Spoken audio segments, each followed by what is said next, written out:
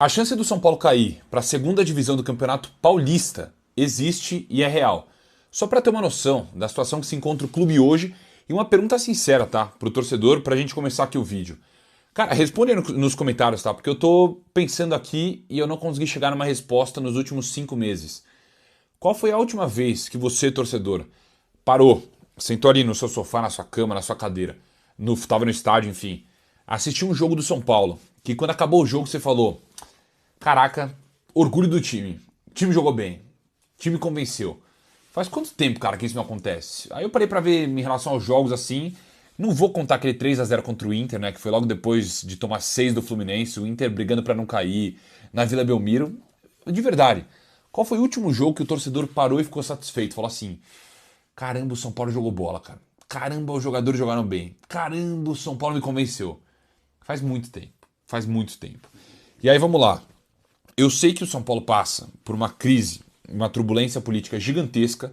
Inclusive, vai sair um vídeo hoje, né? Tô gravando depois da meia-noite, sobre as mudanças que começaram. Márcio Carlomagno não é mais CEO do São Paulo e o Dedé não é mais diretor do Clube Social de São Paulo. Eu sei que o São Paulo passa por uma crise política que afeta o campo. Eu sei que o São Paulo passa por uma crise financeira que afeta o campo. Eu sei que o São Paulo passa por uma crise de credibilidade que afeta o campo. Eu sei que o Crespo passou por uma crise, né, no modo geral, São Paulo, né, mas o Crespo foi afetado nisso no departamento médico. Foi uma vergonha em 25. Afeta o campo também. Só que até quando? E é uma pergunta sincera, tá? E eu não sou desses caras imediatistas com treinador, de que tal.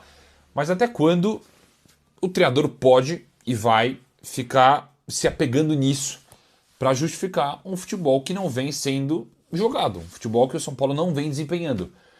Até quando, cara? Porque assim, sendo muito sincero, tá? A chance de São Paulo cair no Campeonato Paulista, como eu falei, é real, galera. Não é aquele papinho furado de que para gerar pânico, de nossa, meu Deus do céu, caramba, será? Não, é real. O São Paulo tem mais 4 jogos no Paulista. Palmeiras fora de casa. A tendência, o São Paulo enfrentando o Palmeiras fora de casa, é não conseguir uma vitória. O São Paulo não conseguiu uma vitória. Aí tem o Santos em casa, e vai estar. O jogo contra o Santos é entre uma partida contra o Flamengo no Campeonato Brasileiro e outra partida contra o Santos, também no Brasileiro. Já começa a pauleira ali. Palmeiras fora de casa, Santos em casa, Primavera em casa, que aí é Primavera em casa, que é a obrigação vencer essa partida.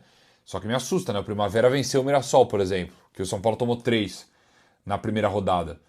Então, assim, a Lusa também é um time fraco que o São Paulo perdeu em casa, teoricamente, né? Um time de menor expressão hoje. A Lusa é gigantesca, né? De menor expressão, eu digo em relação ao futebol, em relação à divisão nacional, tudo. E aí, pra fechar, um jogo dificílimo, né? De um time que também tá muito mal na tabela, que é a Ponte Preta, mas lá em Campinas.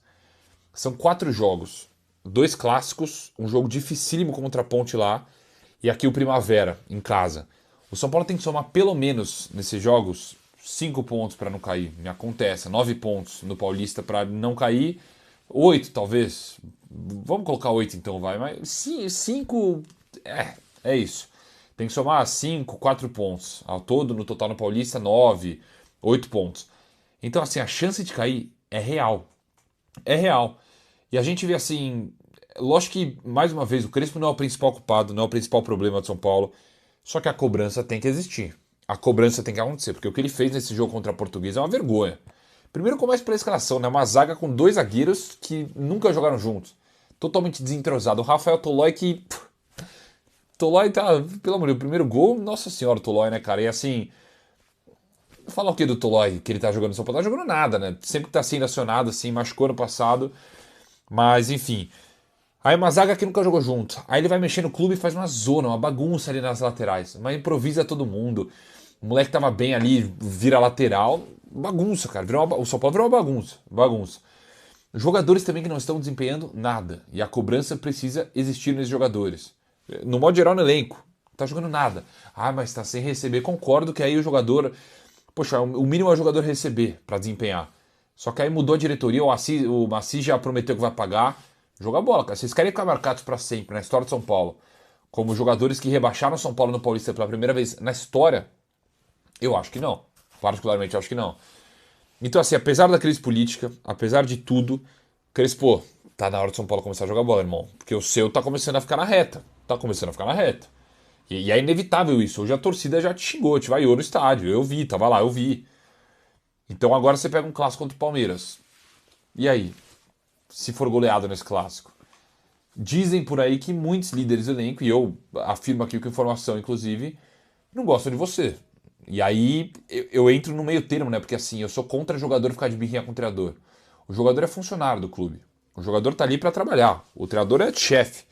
E é muito fácil hoje ser jogador no sentido de esse treinador aí, tô insatisfeito com ele, acho ele fraco, não gosto das ideias dele, não me coloca para jogar. Não gosto dele, vou derrubar ele. É absurdo, né, cara? O jogador ali que recebe salário milionário no São Paulo, no modo geral. Grande parte hoje em dia recebe salário milionário, quase milionário.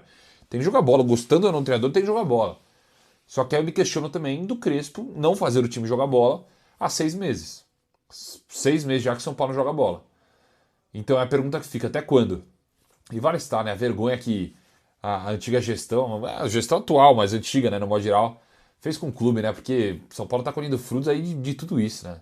De arrebentar o clube largado. São Paulo tá Pausa largado. de 5 segundos para pedir a sua ajuda ao nosso canal com o seu like e se inscrever se ainda não for um inscrito. A decisão de Oscar está travada e a gente vai te explicar alguns bastidores importantes sobre como é que tá essa situação. Primeiro ponto é do que eu tenho, Alexandre Vieira, de informação, o valor é de 7 milhões de reais. E esse valor seria por luvas e atrasados que o São Paulo ainda teria que pagar ao Oscar. E esse valor pode ser ainda maior, porque o staff ainda tem tentado colocar outras situações. O que está pegando são advogados com advogados. O que está pegando neste momento são essas tratativas. O Oscar ele já abriu mão de tudo que ele teria que receber do contrato ter se encerrado, né, da aposentadoria em diante, mas ainda precisa acertar esses valores, até porque nesses valores tem a comissão do empresário que o trouxe para o São Paulo, enfim, são esses valores que estão sendo contestados neste momento. E aí o São Paulo, agora através do Arrim Assis, o Arrim Assis, quando soube dessa situação, ele está contestando esse valor. Então ele quer fazer uma auditoria interna, ele quer entender esse contrato, ele quer entender todas as amarras, ele quer entender o que ficou atrasado, ele quer primeiro entender todo esse cenário para aí sim depois, ao lado do seu departamento, ao lado das pessoas profissionais do São Paulo, tomar uma decisão de fato de como é que pode acontecer essa negociação. A tendência, né, no fim das contas, é do São Paulo assumir de fato uma dívida, um valor que teria pendente com o Oscar, e aí logo em seguida tentaria fazer esse parcelamento, porque a gente sabe da situação financeira do São Paulo Futebol Clube, que não teria condições de arcar com a multa na sua integralidade. E aí, as negociações estão paradas, tá? Não existe a possibilidade do Oscar voltar a jogar. Ele já fechou a aposentadoria, ele já decidiu que vai realmente se aposentar, não quer voltar a jogar, esquece, a família também já tomou essa decisão, sequer ele fez parte da pré-temporada, nem treinar ele tá treinando. Então esquece, a chance do Oscar voltar para o São Paulo, eu não vou falar zero porque eu aprendi com o Oten Aires, né, mas pelo menos a chance dele voltar a jogar bola é de 1%. Então isso não deve acontecer, e aí agora as negociações vão acontecer, aliás, as negociações estão paradas, e aí depois dessa auditoria, o Arrim Assis vai retomar as negociações e aí a ideia é entrar num consenso e aí finalizar todos esses trâmites. O que você acha dessa situação do Oscar, hein? Eu acho que assim, tem uma grana para receber, eu acho que tá todo mundo errado nessa história. Errado é quem trouxe, errado é quem achou que a contratação do Oscar seria uma boa, e eu confesso que eu também achei que poderia ser uma boa a contratação do Oscar, mas dentro do contexto que o São Paulo tinha de elenco, do elenco envelhecido, eu avisei. Eu falei, ó, o Oscar é bom jogador, é uma boa contratação, só que o elenco do São Paulo já é envelhecido, então acho que isso pode ser um problema. E aí eu até a gente olhou um campinho na época, era só jogadores mais 30, acho que só o Enzo Dias e acho que não, na escalação ideal estava o Wendel ainda. Então só o Pablo, na escalação ideal, se eu não me engano, era só o Pablo Maia e também o Alan Franco, que tinha menos de 30 anos. Então foi uma contratação totalmente estapafúrdia, né? A contratação do Oscar, ela foi muito ruim. Essa que é a verdade. Bate ali Rames Rodrigues, Daniel Alves, fica ali, talvez nos últimos anos, as 3 piores contratações da história do São Paulo. É incrível como a contratação do Oscar foi ruim. Né? E não só do âmbito realmente do campo, mas também o Oscar, assim, com todo respeito ao Oscar, eu não quero ficar trabalhando com o dinheiro de ninguém, sabe? Acho que cada um tem aí as suas questões, Mas, cara, eu acho que o Oscar é um cara que tem uma condição financeira a ponto dele chegar e falar, cara, não vai ser 10 milhões que vai mudar minha vida, né? Eu acho que se o empresário está questionando, ô, empresário, segura, eu pago você. Vamos fazer aqui um acordo, eu pago você, tá tudo certo, agora que você vai precisar mais me agenciar, eu pago você. Vamos fechar isso bonitinho. Ah, quem é que tá mais querendo? Ah, é você? Então eu assumo essa dívida. Agora, deixar essa dívida para o São Paulo e essa situação ficar dentro do São Paulo, repito, não quero contar dinheiro de ninguém, mas eu tenho certeza que a diferença de talvez 10 milhões para o Oscar é uma diferença muito grande do que fosse para a gente, né, para ele abrir mão. Então acho que, enfim, acho que o Oscar ele teria uma oportunidade muito grande de demonstrar mais uma vez com provas que ele é São Paulino, porque não adianta ficar falando em podcast, dando entrevista, falando que se arrepende, falando que era jovem, falando que é São Paulino, que torce para o São Paulo, sendo que na hora da prática, em todas as oportunidades que teve de mostrar isso, acabou não acontecendo. Mas enfim, quero saber a opinião de vocês aí nos comentários, tá? Mas repito, tá todo mundo errado nessa. O São Paulo também tá errado de ter atrasado e teria que ter quitado todas essas pendências com o Oscar também. E o errado também é quem trouxe e quem aprovou essa contratação, tá? Bora falar mais sobre São Paulo Futebol Clube? Lucas Moura pode não jogar contra o Palmeiras no gramado de plástico lá na Arena Barueri. Quando eu trouxe a provável escalação e a gente acertou 10 de 11, né? O Bobadilha acabou ficando no banco de reservas, quem acabou jogando foi o Negrutti. Mas o restante da escalação a gente acabou acertando aqui na nossa informação. E aí eu trouxe um complemento de que o Calleri e o Lucas eles seriam titulares nessa partida contra a Portuguesa justamente porque a possibilidade maior é deles ficarem no banco ou sequer serem relacionados para a partida na Arena Barueri no sábado, muito por conta do gramado sintético, por serem dois jogadores que acabaram de voltar de lesões ou dores fortes no joelho na última temporada. E aí o técnico Hernan Crespo ele foi perguntado na coletiva de imprensa sobre essa situação e basicamente ele falou que vai falar com o Lucas para entender se de fato como é que ele está, se a decisão vai ser dele, como é que ele está com dor, a prioridade é dele não ter dores, então ele vai ainda tentar entender como é que está essa situação do Lucas. Eu mantenho a informação, acho muito difícil do Lucas jogar essa partida, não só o Lucas como o Calleri também, acho que serão jogadores preservados nesse quesito, então eu acredito, é bem difícil, tá, deles atuarem, eu acho que vai ficar mais jogadores, entre aspas, mais saudáveis nesse momento, não com histórico recente de contusão, é jogo para Luciano, é jogo para Tapia, é jogo para Marcos Antônio, é jogo para Danielzinho, é jogo para Bobadilha, eu acho que a escalação vai ficar mais ou menos dessa forma aí, e tô até curioso para saber como é que o Crespo vai armar esse time, eu desconfio que ele pode acabar partindo ali para um sistema até com 4 volantes, mas é só uma ideia aqui na minha cabeça, visando ali os jogadores que vão ficar saudáveis para esse jogo. O Luciano foi poupado no último jogo, entrou na reta final, então o Tapia também acabou entrando na reta final, Bobadilha, Danielzinho e Marcos Antônio começaram a partida no banco de reservas, então eu acredito, tá? Repito, é apenas um feeling meu de que Lucas Moura e Calleri não devem jogar contra o Palmeiras. A gente espera que, talvez, se eles forem ficar no banco, que eles nem precisem entrar, né? E acho que é a decisão correta. Acho que o Lucas ainda tá com freio de mão puxado, é o quarto jogo ainda da temporada, mas tá sem lampejo, nem lampejo ele tá tendo, acho que ele tá muito travado, acho que além da questão física e de ritmo de jogo, tem questão mental também no meio, acho que ele tá com muito medo de voltar a sentir dores, ele tá tirando o pé em dividida, não tá apostando tanto nas arrancadas, tá meio disperso, acho que ainda a gente vai precisar ter paciência com o Lucas. O problema é que o São Paulo tá impaciente, a temporada passada foi horrível, 2024 a gente teve os traumas das eliminações, toda essa questão política, o que menos o torcedor São Paulino tá tendo neste momento é paciência. O Lucas tem culpa? Não, mas infelizmente é a realidade, é o cenário atual, o Lucas vai ter que correr, o Lucas vai ter que fazer acontecer o mais rápido possível, até mais rápido até do que ele acreditava que poderia acontecer. Mas fato é que ele vai ter que precisar mostrar serviço, porque agora ele é o maior salário desse elenco, é a esperança, é a expectativa. O São Paulino, que quer um ano bom do São Paulo, conta muito com o Lucas Moura nessa. E acredito que contra o Palmeiras ele deve ficar de fora. Você acha que é a melhor decisão? Quero saber a opinião de vocês aqui nos comentários. Fora Crespo, hashtag Fora Crespo, será que é o momento de trocar o técnico? Muitos torcedores acreditam que sim. Até eu fiz uma live logo após o jogo e a gente trouxe detalhes, trouxe a coletiva do técnico Hernan Crespo e muitos dos comentários estavam pedindo a saída do Crespo. E até olhando as redes sociais também você vê, não é difícil você encontrar torcedores pedindo a saída do treinador. Quero saber de você acha que o Crespo realmente tem que ser demitido nessa altura do campeonato com 4 jogos?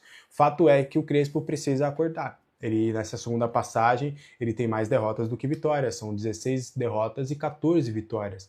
Eu acho que passando esse bastidor político, passando essas questões políticas que ainda ficaram fortes, eu acho que o Crespo tem que blindar esse elenco e começar a encontrar soluções. Eu entendo e acho justo porque ele tá rodando o elenco no Paulista, porque também é muito fácil, né, gente? Quando a gente sempre parte de duas questões. Se o time tá ganhando, só que talvez não esteja encantando, só que com o time principal, a gente fala, tá desgastando os caras, não tá dando rodagem pra base, não tá isso tudo. Aí ele dá rodagem pra base, tá rodando todo mundo, o Pedro Ferreira jogando, o Paulinho teve minutagem, o Lucas jogando, o Nicolas jogando, tá todo mundo tendo rodagem, tá fazendo, mas os resultados não estão acontecendo. E aí vem críticas em cima do resultado. Então, pelo menos por hora, eu acho que não dá para pedir a saída do Crespo. E não é nenhuma questão de quem vem no lugar. Eu acho que também, mas eu acho que dá para você ter essa continuidade. O Crespo acabou mudando o esquema agora, né? Ele começou com os 3 zagueiros e aí vai a crítica nisso, porque tem o lado positivo e o lado negativo, né? Com a segunda rodada ele já mudou o esquema. Isso é positivo porque demorou para ele mudar, e isso é negativo porque ele faz todo o planejamento visando esse sistema com 3 zagueiros e até contrata o Dória, o 6º zagueiro contratado justamente por conta disso. Do que eu tenho até de informação de bastidor, o Maciz não pensa em demitir o Crespo, tá? Tanto é que na reunião que ele fez no sábado com os atletas, comissão técnica, com funcionários, ele deu respaldo ali pro técnico Hernan Crespo, deu confiança para ele, entendeu as questões que ele queria, entendeu de fato o que poderia ser feito, as visões do técnico sobre tudo isso, foi-lhe prometido, ele, Crespo, de que ele teria blindagem, que ele teria paz para poder exercer o seu trabalho. Então, neste momento, de todas essas trocas que têm acontecido no São Paulo, pelo menos por agora, a ideia seria manter o técnico Hernan Crespo, pelo menos por enquanto. E lembrando, ele tem respaldo do grupo, nem preciso falar do gol do Luciano que todo mundo sai abraçando o Crespo. Então, essa história de também que elenco... Bom, e os jogadores de hoje em dia, né, rapaziada, eles andam perdendo muito a linha com o torcedor, com os torcedores, né? Eles não aceitam mais ser criticados, não aceitam ser xingados, né? Então tudo muito Nutella. Um torcedor do São Paulo postou uma conversa com o Alan Franco. Esse torcedor ainda fala que xingou o Alan Franco, xingou o Arboleda. Ele admite tudo, né? E o torcedor afirmou tudo isso que teria acontecido após o clássico contra o Corinthians, onde o Alan Franco foi igual mocinha no lance do gol do Breno Bidon e acabou ali tomando só um tranquinho de um moleque de 1,5 m e o moleque fez o gol, né?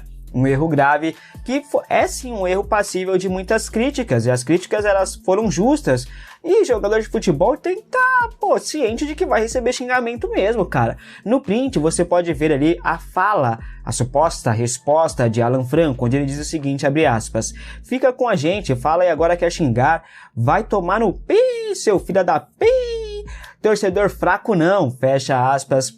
Disse o Alan Franco. Esse fica com a gente e fala agora, fica com a gente e fala e agora quer xingar, acho que eles têm alguma proximidade, viu? O torcedor na resposta cobra para que Alan Franco volte a ser aquele Alan Franco que a gente tanto gostou, né, e que a gente curtiu, não o Alan Franco de quando ele chegou, que ele tomou uma piaba lá do Roger Guedes do Corinthians no Morumbi e o São Paulo perdeu o jogo no Campeonato Paulista em 2022, salvo engano, né? Bom, o que você acha de jogador de futebol ficar respondendo o torcedor nas redes sociais? Você acha que tem que bater boca mesmo, ou tem que respeitar o torcedor porque o torcedor tá lá, gasta com ingresso, gasta com produto oficial e não sei o que? Comente aqui abaixo a sua opinião. E um jogador que a torcida do São Paulo tá de saco cheio já é o Alisson, tá? A gente é grato por tudo que ele fez pelo São Paulo, né? Teve um ótimo 2023, mas também foi só que o futuro dele no São Paulo segue indefinido até o momento, e o fato dele querer tanto ir para o Corinthians faz com que a torcida São Paulina ali pegue meio que um ranço dele, sabe? As partes negociam a transferência dele para o Corinthians. O São Paulo topa emprestar o jogador, negociar o atleta, mas faz algumas exigências. A pedida do tricolor é R$1,5 milhão pelo empréstimo, como uma compensação financeira, e empréstimo até o final deste ano, com opção de compra fixada no contrato. Também teria uma multa ali colocada de R$1,5 milhão também, para que Alisson pudesse ou possa jogar contra o São Paulo durante o período de empréstimo, né, rapaziada? Os salários integralmente seriam pagos pelo Corinthians. As partes agora discutem a questão do pagamento, porque o Corinthians topa pagar, só que tem algumas condições também. O Corinthians quer pagar o valor, rapaziada, só em 2027. Algo que o São Paulo já deixou bem claro que não vai aceitar, ou seja, São Paulo estipulou lá as exigências, o Corinthians atendeu as mesmas, só que o Corinthians quer pagar no ano que vem, e o São Paulo quer receber esse pagamento agora, então isso tá meio que empacando. Inclusive eu recebi uma informação vinda lá do Parque São Jorge, é uma informação do Corinthians na verdade, né, que o Corinthians só tem R$5 milhões para gastar na janela de transferências. Essa vai ser a janela de transferência do Corinthians, R$5 milhões apenas, então se gastar R$1,5 milhão com o Alisson por empréstimo, já é um custo muito alto, né, rapaziada? Bom, sendo assim, o desfecho final dessa situação aí ainda está por vir. O futuro de Alisson segue indefinido, enquanto isso, ele vai para o seu terceiro, já ficou 3 jogos seguidos sem ao menos ser relacionado, e a tendência é que contra o Palmeiras também ele não vá para a Arena Barueri, tá? Com a possível saída do Alisson, o São Paulo projeta aí uma economia de R$8 milhões ao longo do período do empréstimo. Lembrando que o Alisson tem contrato com o São Paulo Futebol Clube até o final do ano que vem, tá? Pelo São Paulo ele fez 188 jogos, marcou 8 gols e deu 12 assistências. Conquistou os títulos da Copa do Brasil 2023 e Supercopa do Brasil em 2024, ambos os títulos aí sendo titular do time, tá? As negociações pela ida dele pro Corinthians avançou bastante, o que pega agora mesmo vai ser a forma de pagamento. Você acha uma boa o São Paulo liberar o Alisson para o rival sem cor, para o principal rival, e nesses moldes ainda? Comente aqui abaixo que eu quero saber a sua opinião, tá? Eu não liberaria, tá? Mas, enfim. E o São Paulo segue ativo no mercado da bola em busca de reforços, né? O tricolor negocia a contratação de Julian Fernandes do New York City da Major League Soccer dos Estados Unidos. A proposta está na mesa, foi feita, empréstimo com opção de compra. O São Paulo até topa pagar o salário integral do atleta também ali para ter o jogador, né? O salário que não é considerado alto, até porque, rapaziada, tem um monte de cabeça de bagre aí no São Paulo recebendo um salário bem parecido, viu? Segundo a jornalista Alexander Vieira, o Julian Fernandes recebe lá na Major League Soccer, já convertendo o valor para real, R$325 mil por mês, tá? Convertendo aqui o valor para real, já que ele recebe em dólar, o São Paulo pagaria aqui em dólar também, mas aí a gente poderia fazer a conversão para ver quanto o São Paulo vai gastar, porque o São Paulo não recebe em dólar, recebe em real, então a gente faz essa conversão aqui já, tá? Bom, o São Paulo, eu já falei para vocês aqui, topa pagar o valor do salário integral do atleta, né? Não vê com péssimos olhos, né? Como um empecilho, não. Julian Fernandes é um pedido do técnico Hernan Crespo para o ataque do tricolor. As negociações seguem, estão em andamento. A diretoria, inclusive, está bem confiante na possibilidade, tá? As conversas por Kevin Zenon estão ali mais distantes, até porque o Alavés tem uma boa proposta na mesa por ele também, por isso o foco total vai ser no Julian Fernandes, tá? Eu não estou cravando que vai fechar com o Julian, mas está avançando, está caminhando, rapaziada. O Rosário Central, lá da Argentina, também tem interesse no atacante, é uma promessa ali também do futebol argentino, né? A ver se o São Paulo finalmente vai conseguir desbancar uma concorrência por um jogador. Por enquanto, não há uma resposta definitiva em relação ao futuro aí do Julian Fernandes, aonde ele vai jogar, se ele vai vir para o São Paulo, se ele vai para o Rosário Central. Ele tem 2 escolhas importantes a fazer. Ele vai ser dirigido por Hernan Crespo, ídolo argentino, ou vai jogar ao lado do Di Maria, outro ídolo argentino. É uma decisão assim que não é tão simples de se fazer, ainda mais um jogador de apenas 21 anos. E eu tenho outro questionamento agora para fazer para vocês. O São Paulo tem que realmente fazer todo esse esforço para trazer um jogador de 21 anos, que a gente nem sabe se vai dar tão certo assim, ou é melhor, né, no caso, então, trazer um moleque da base. Olha o passe que o Pedro Ferreira deu ontem. Eu sei que o Pedro Ferreira não é um ponta, ele é mais um meio armador, mas olha o passe que ele deu ontem pro Caleri, pegando da ponta direita, vindo pro centro e fazendo a ligação, fazendo a armação. Baita visão de jogo. Não sei se o São Paulo necessita de um Julian Fernandes. Olha o Paulinho que tá jogando na base. Olha o Teteu que tá jogando na base. Olha o Luca, personalidade no time de cima. Será que o São Paulo precisa focar tanto em trazer um gringo pra cá?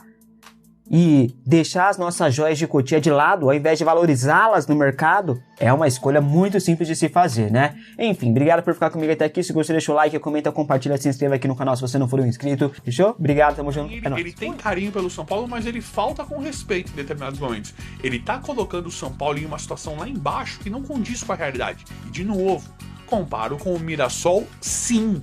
Porque o elenco do São Paulo, o time do São Paulo é muito melhor. Então, pra mim, o Crespo está mentindo quando ele chega e simplifica tudo.